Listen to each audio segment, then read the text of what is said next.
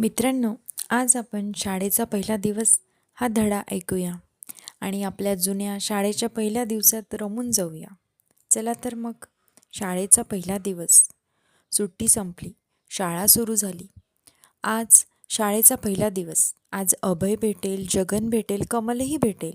आपले सगळे सोबती भेटतील. खूप बोलायला मिळेल, खूप खेळायला मिळेल. शरद लवकर उठला, त्याने आंघोळ केली, जेवण लवकर उरकले, तो शाळेतही लवकर गेला.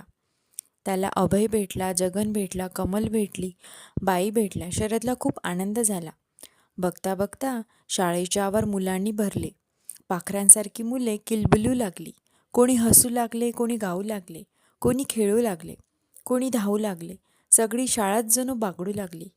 घंटा घणघणू लागली. घंटा ऐकताच मुलांना आनंद झाला. जो तो एकमेकाला हाका मारू लागला.